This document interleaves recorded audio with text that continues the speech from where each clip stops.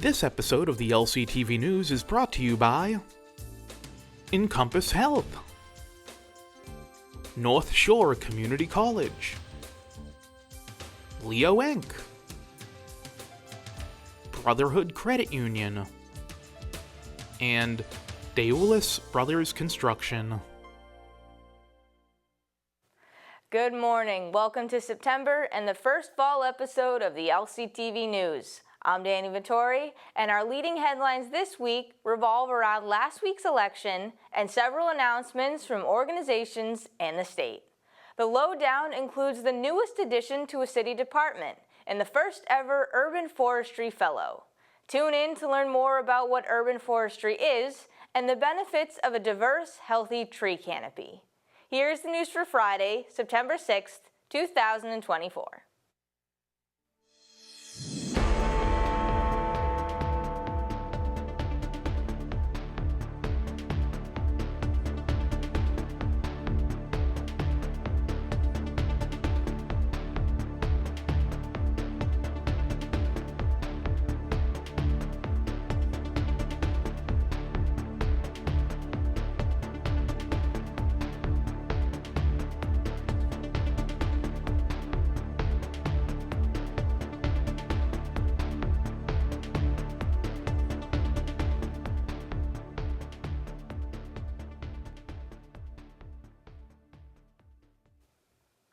This past Tuesday was primary election day, and all eyes were on the 11th Essex District state representative race between Sean Reed and Hong Net.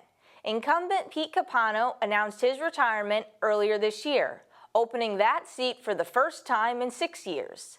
In the end, Reed won the Democratic primary with 1,374 votes, compared to the 1,198 collected by Net. Reed will have no formal competition in the general November 6th election, so it is projected that he will be elected to the State House for the 194th session.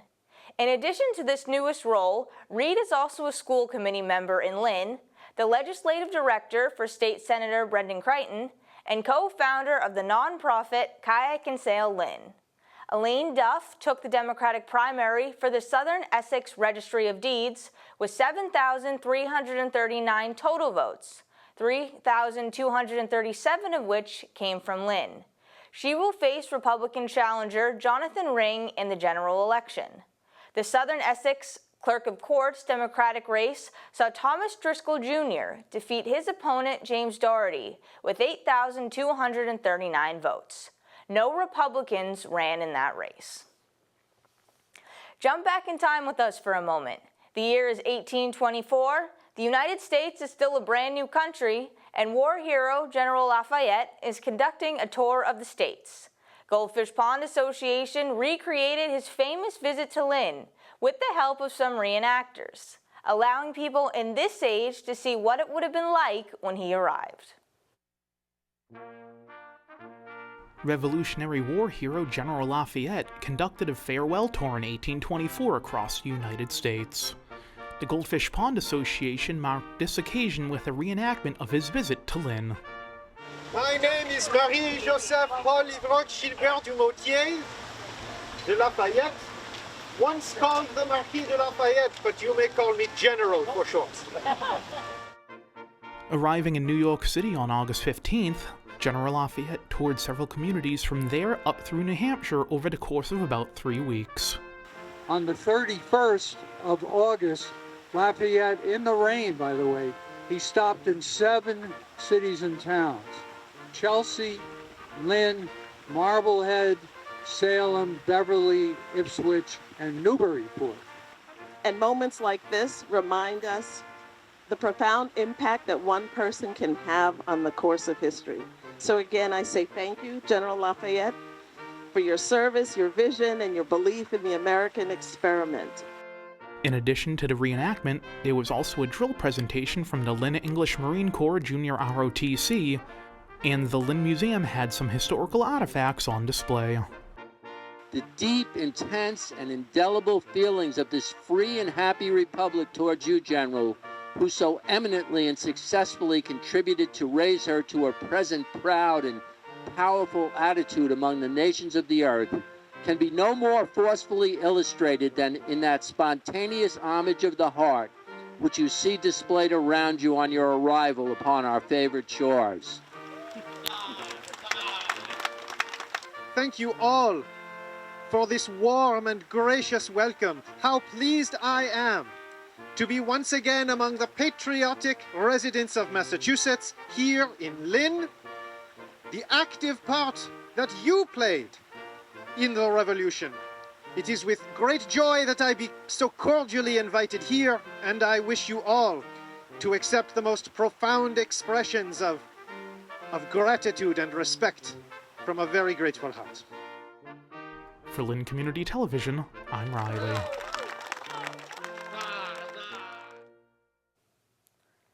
ECCF has elected 4 new members to its Board of Trustees, 2 of which are from Lynn, Danica Thurston Chavez and Rosario Ubiera Minaya.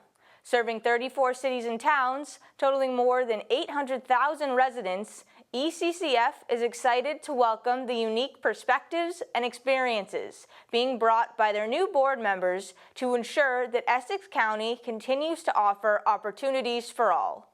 Thurston Chavez is the Executive Director of Lynn Museum and Art Center and has a history of service, currently serving on the board of 4 other organizations. She also occupies a seat on the steering committee of ECCF's Next Gen initiative, which aims to inspire the next generation to give back in diverse ways. Previously, Thurston Chavez also served on ECCF's Creative County Steering Committee. Ubiera Minaya is the current Executive Director of Raw Artworks, serves as a trustee for North Shore Community College, and was an original board member of the nonprofit Executive Directors of Color. Additionally, she has worked in an advisory capacity with ECCF's Creative County Initiative and Racial Equity Strategy Group. They join a 19-member board of community, business, and philanthropic leaders. Studio apartments for formerly homeless youth are coming to Lynn. Mass Development issued a $7.5 million tax-exempt bond on behalf of Catalyst Housing, LLC, an affiliate of Harbor Light Housing and the Haven Project. This bond will be used to purchase and convert the upper floors of 57 to 62 Monroe Street, totaling just under 13,000 square feet, into 24 affordable studio apartments for formerly homeless youth aged 18 to 24. In addition to the bond, the Massachusetts Executive Office of Housing and Livable Conditions was approved for federal low-income housing tax credits, which will provide an additional $6.4 million in equity for the project. Upon completion, the units will be rented to youth who earn up to 30% of the area median income, about $31,000 for a one-person household. This housing will be staffed by an on-site caseworker, as well as additional supportive services from the Haven Project at their existing center on the 2nd floor of the building. Founded in 2011, the Haven Project works to address the gap in services for housing unstable youth and currently assists more than 300 youth aged 18 to 24 in the community. Rhythm Royale took over Frederick Douglass Park for another installation of Final Fridays. Dancers competed in groups before breaking it down in 1v1 battles for the rest of the evening. The audience played a huge role in hyping up the competitors and helping the judges decide who would advance and win.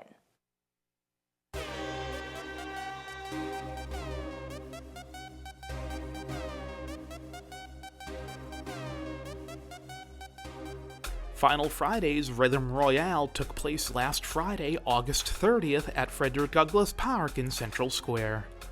Final Fridays is a series of free arts and culture events on the last Friday of every month to activate local spaces and elevate community collaboration. Each month has a different theme. This month was a dance competition. Here we go! DJ Ray Vino was playing tunes while dancers competed to see who had the best moves, with special guests Oompa and Ilana Pops acting as judges. A Lynn youth Adrian won the competition, beating out 9 others in a battle that saw some amazing moves that hyped the crowd up.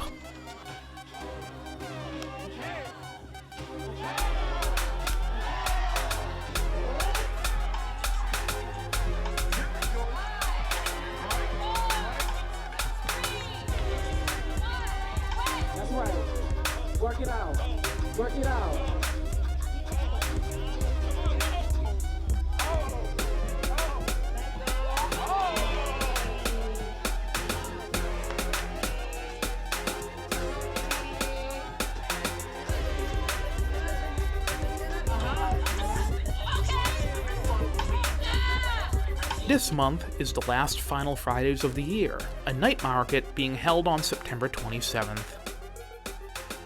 For LCTV News, I'm Riley.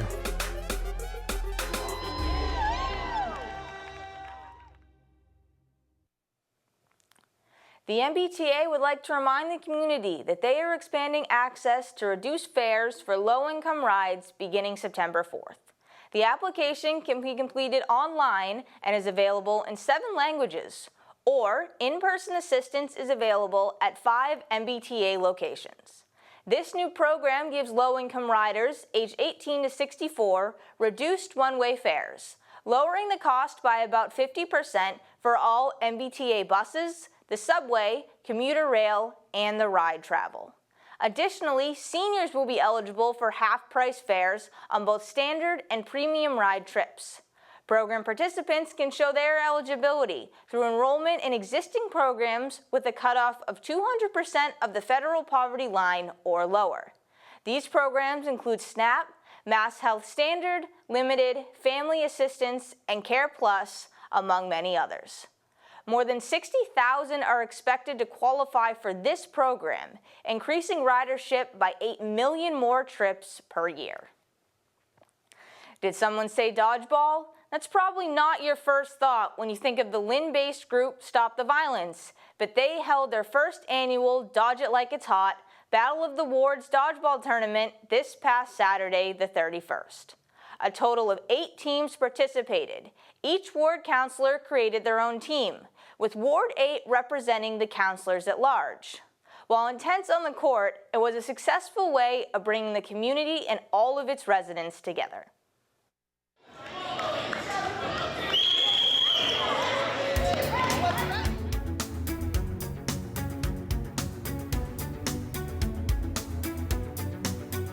Yeah, so it's called Battle of the Wards. Drop it like it's hot. Yep. Oh, dodge it like it's hot. Battle of the Wards. Yeah. So the event happening today is with different parts of Lynn. So we're 7 wards, but we have actually an 8th ward. So it's a councilor at large. So we have 9 people on a team, and it's just bringing the city of Lynn together. Even though we're in different places, we're one. We're just one. It's pretty much, yeah, trying to bring the whole city together. This year, the ladies came up with that concept. They're the newer board members to Stop the Violence on committee. They both work for LISOA and stuff, and so they wanted to do something different, which we never even thought about that, but it's a fun event, bringing everybody out. So the ward councilors brought on their own team, different individuals, young, older, and as you can see, you were taping, you see how much fun they were having and stuff, and intense, but at the same time, pretty fun. So definitely something new. People already talking about should be an annual event and stuff. So we wanted something different. So Stop the Violence does football. They do all different sports. And we just thought of dodgeball. So and then we just planned it. I never came up with that. Right. It was just yeah. It's funny. At first it was for the kids, and really kids didn't sign up, and then they switched it up and decided to do it with the ward councilors. Yep. And then I know now attorneys are talking. There were some attorneys that are on the LISOA executive board that want to do it. So of course now it's going to start this thing is going to evolve.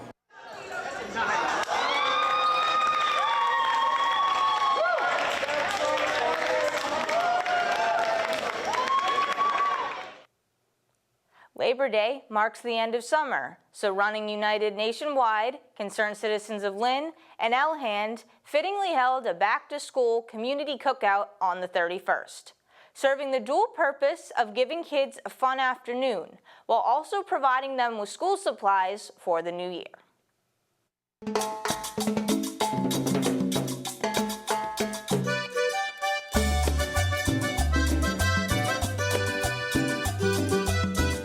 School is back in session, and organizations are helping students prepare for the new year. This past weekend, Running United nationwide teamed up with Elhand and Concerned Citizens of Lynn for the 3rd annual Back to School Community Cookout. Kids and families alike got the chance to enjoy Labor Day weekend, whether it was shooting hoops, sliding through the water, or jumping around in a bouncy house, Kerwin Circle was full of smiles the afternoon of the 31st. But most importantly, all attending families went home with all the gear they will need for the upcoming school year. Every child received a backpack, which they could fill with folders, notebooks, pencil cases, colored pencils, and other items. Additionally, there were tables dedicated to new shoes, clothing, and books, all essential items for any family. This event is a way to give back to the community and ensure that every child has the tools they need to succeed in school, whether that means a way to carry all their materials or new outfits for a new year. In the end, it was a great success as a line of people stretched around the tables for their gear. From LCTV News, I'm Dani Vittori. On deck, the sports update.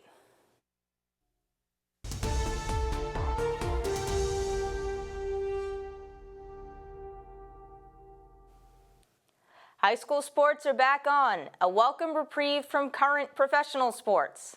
Glasgow and Tech kick off the season with their inter-city rivalry. For the girls, it was the Rams who came out on top in soccer in a 7-0 stomping.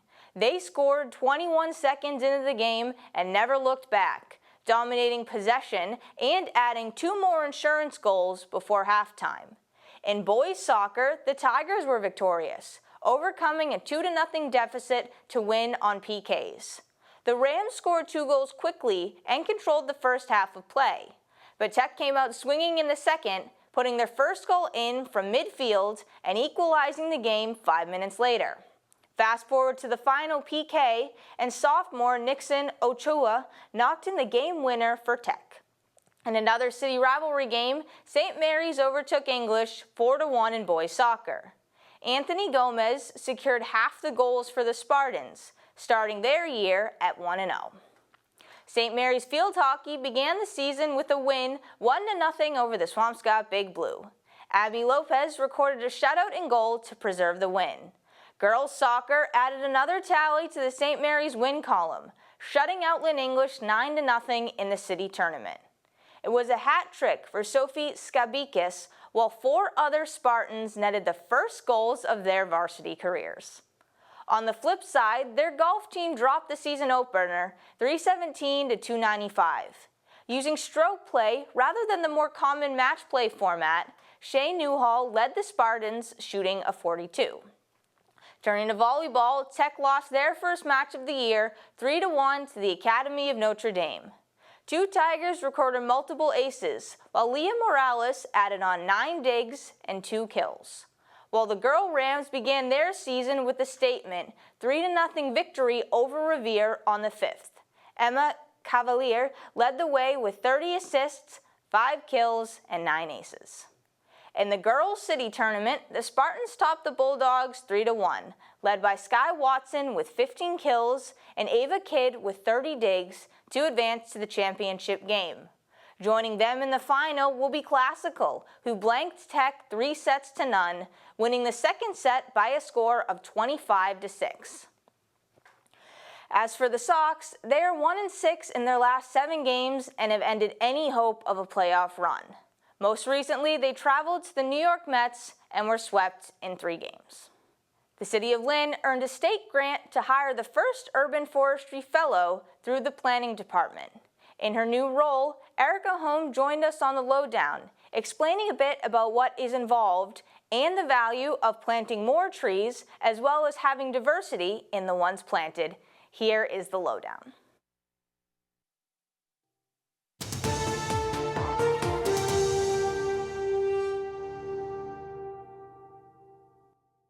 Good afternoon and welcome back to the Lynn Lowdown. I'm Dani Vittori, and today we have on the first ever Urban Forestry Fellow for the City of Lynn. Thanks for joining us today. Thanks for having me, Dani. My name's Erica Holm. I am the City of Lynn's first Urban Forestry Fellow in our planning department, and I started in June of this year. Great, so you're brand new, about 2 months into it. I gotta ask, what is involved in your role? Because I'll be honest, I was not fully certain what a Forestry Fellow does. Okay, great. Well, I also was not entirely certain what a forestry fellow would do in the city of Lynn, but I am coming from 5 years of urban forestry work in Boston. So I'll start by answering with what the urban forest is, because to do practice on something, you have to know what it is. So the urban forest is, in any municipality, it's all of the trees and shrubs, so any woody vegetation that you have across your whole city. That might be on public property, it could be on school lots, cemeteries, parks, but people are mostly familiar with urban forestry as having a relationship with the trees that are in the street tree pits in the sidewalks. So as you're walking down the street, you see a tree in a sidewalk. Not a lot of people are looking up thinking about how that got there and everything that went into getting that tree to grow and become a canopy tree. But the urban forest is, yeah, all of that woody vegetation. And so the planning department at City Hall applied for a grant through the federal government, and it's passed through the Arbor Day Foundation. And that is a $550,000 grant to hire my position, the Urban Forestry Fellow. And what I'll mostly be doing is taking care of trees in the city. That's the simplest way to put it. I could answer your question in a really long format, but I think I'll just leave it there and let you ask another question. I do. I appreciate the simplicity. I get that. And in addition to hiring you, there's so many other levels of it, like a health survey, planting program, so many things that you'll be involved in. Can you talk a little bit about those? Yeah, absolutely. So we just got 2 additional grants to the $550,000 initial grant, and those 2 grants will be focused on expanding and widening street tree pits, planting new trees, and the third one will have to do with that tree health survey. So the total amount of funding that we've received just recently is $682,000 for urban forestry in the city of Lynn. The big chunk that hired my position is also affiliated with the planting of 150 trees in the environmental justice communities in Lynn. So there are specific areas where trees have died or been cut down or haven't been pruned or have been damaged by storms. And those are the areas that tend to be hotter during the summer. People may have experienced that this summer with the big heat waves that we had. So we'll be focusing on planting the right trees in the right places in those neighborhoods. And a third thing, or fourth thing, I don't know what number I'm on at this point, but another thing or element of these grants is workforce development and youth programming and community engagement. So it's not really just about trees. You can put as much money as you want into trees, and you won't be accomplishing much if you don't have the involvement of the people who are living and working and walking by the trees every day, and also importantly, the people who take care of the trees as their full-time job. And I mean, people might know this a little bit, but what's the importance of expanding the tree canopy in Lynn, having a denser one? What are the advantages to that? Yeah, I mean, trees do everything. So yeah, I'm biased because I'm an arborist, but trees will filter air, they'll filter stormwater, so they're removing pollutants from those 2 things. They're creating oxygen for people to breathe fresher air. It's a big problem when you have a lot of car emissions, you have a lot of emissions from other, heavy machinery operation, construction, things like that. You really need to have like the lungs of your city be expanding, and the only way to do that is to really think many years ahead. So trees are living on much longer lifespans than people are, but that doesn't mean that we can't plan for them to be around for future generations. So that's actually one of the most rewarding parts of my job, is actually thinking ahead, because tree canopy is not just related to a tree planted. A young tree, maybe 2 inches around the trunk, is not going to be providing the giant shade that an old American elm might have been providing if it had been planted many years ago. There's a lot of sayings about this, but if you plant a tree now, you're setting up the future for healthier air, healthier water, less flooding, less erosion, because the tree's roots are sucking up all that water that's passing through. And you're also, the big one right now is shade, because cities are getting hotter, and the urban heat island effect is really impacting communities that have had all other sorts of impacts as well. So say we're a coastal community. Say you're a coastal community, there's a lot of people who are lower income who are living in that area. There's a lot of people of color or other historically marginalized groups living in that area. Those are the neighborhoods where trees haven't been taken care of as well, oftentimes, in most cities. And we see that in Lynn, too. There are certain areas that don't have as many trees, they don't have as much shade, it's much hotter, and all of these things kind of compound to make a less healthy neighborhood. So expanding our tree canopy, especially into those areas that haven't had as many trees in the past 20 years, that'll really set us up for 50 years from now, those neighborhoods being healthier and actually safer and just feeling a lot nicer.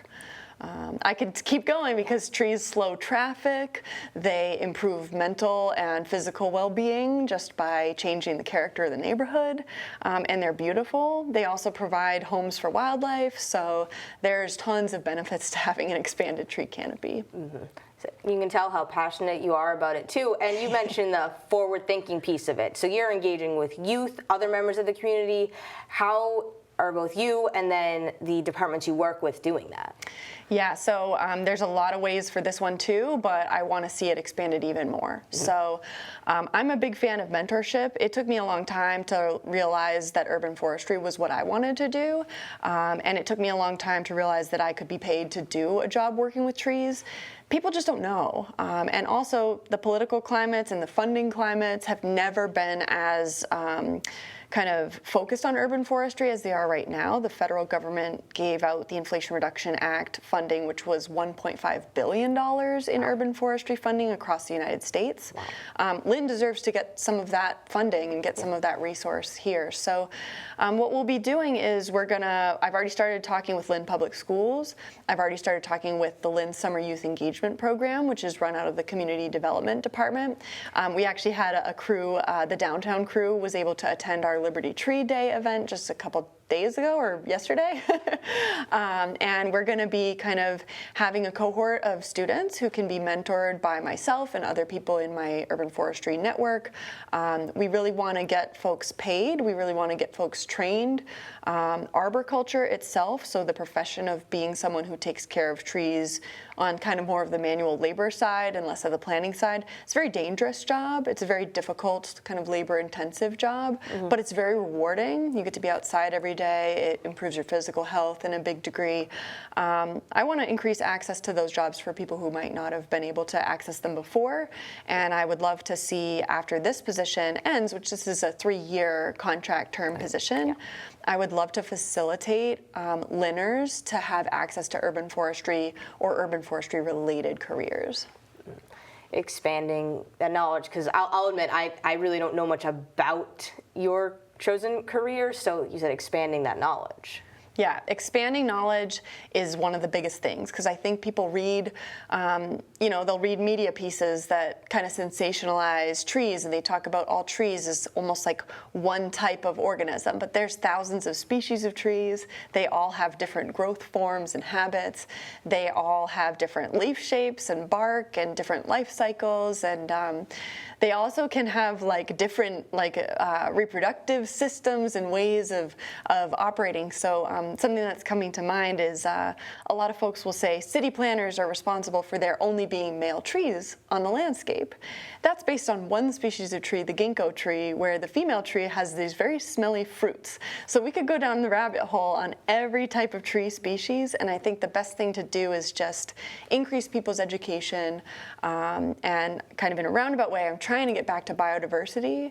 So just like having a city that's culturally diverse and has a lot of vibrant different things going on, and something for everybody to engage in, you really need to have a diverse urban forest as well. So trees of different heights, trees that flower at different times, trees that make fruits, trees that don't. You want to kind of not just pick one tree species or one type of tree or one process to follow, but really chase down all those different avenues that people could get involved or connect with trees, and get your actual urban forest to be biodiverse in terms of the species that are out there too. Makes everything more resilient for the future. It does. Like you said, if you just have one type of tree, That's not going to work. No, and that has resulted in some really massive mistakes in planning in the past in different American cities. One of those being invasive pests and diseases that come in and affect trees in urban forests. So I'm thinking most proximally about the Dutch elm disease, because we just celebrated Liberty Tree Day on August 14th and planted an American elm tree. It used to be the favorite tree of many cities when you think of a tree-lined street and that vase-shaped canopy, a very large shade tree. You're usually thinking in your mind's eye of an American elm. But because they were favored and planted in what's called a monoculture, so just American elms in every street tree pit down the whole street, Dutch elm disease was much more likely to actually be able to successfully kill all of those trees at once, because there was no biodiversity. Right, yeah. So by having a lot of different types of trees, you can become resilient to problems of the future. And you also do very well explaining it to people like me who don't know that much about trees. But I do have to wrap up in a moment. But was there anything that I hadn't touched upon that you wanted to make sure you mentioned? Yeah, I'd love to just mention that if you're interested in this segment at all, I would really encourage you to check out our Urban Forestry website. The link is, I think, in this video and available through us. Give me a call. I would love to talk to anyone about individual trees, but also the urban forest plan that we're going to be creating over the next 3 years. So whether you know about arborists, whether you are an arborist, whether you've never heard of an arborist or an urban forester in your life, everyone in the city lives around trees and has something important to say about them, and I'd love to connect with everyone who has those ideas. Great. Well, listen, thanks again for coming on and spreading that message and spreading that awareness for us. Thanks so much for having me, and hopefully we'll get some new trees planted right around the studio. Yes, that would look amazing. And once again, I'm Dani Vittori. This has been Lynn Lowdown, and we'll see you next week with more guests.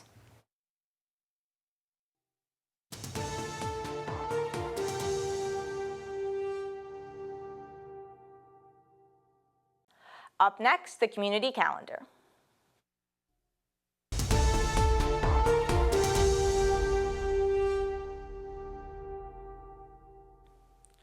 Join the Haven Project for their 5K on September 14th. Lace up your walking shoes and help them support housing unstable youth age 18 to 24. All proceeds raised will be used to benefit programming, provide resources, and support these young people in need. Does not matter if you're a seasoned runner or if this is your first 5K. Everyone is welcome and encouraged to come, together making every mile count. Registration will take place at 8:30 a.m. at Lynn Woods, with a cost between $35 and $40, with the race beginning at 9:30 a.m. As part of a larger event, Trails and Sales, Pine Grove Cemetery is hosting a series of tours, beginning on Sunday, September 15th at Pine Grove History Part 1, which will cover the oldest parts of the cemetery. This includes the Sunken Garden, Rhodes Chapel, World War I burial grounds, and a view of the Lynn coastline. For those interested in this free tour, meet at the Boston Street entrance at 11 a.m.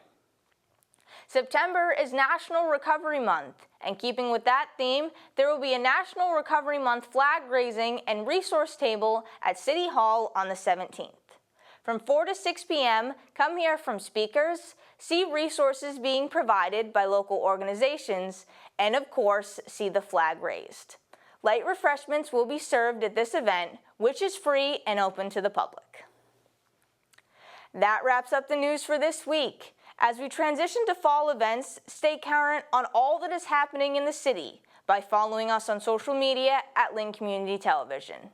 For our VOD, the most complete community calendar in the city, and member content, visit lyntv.org. If you wish to watch event coverage, PSAs, or special events, such as election night coverage, go to Lynn Community Television on YouTube. I'm Dani Vittori, this is LCTV News, and we will see you next week. This episode of the LCTV News is brought to you by Encompass Health, North Shore Community College, Leo Inc., Brotherhood Credit Union, and Deolis Brothers Construction.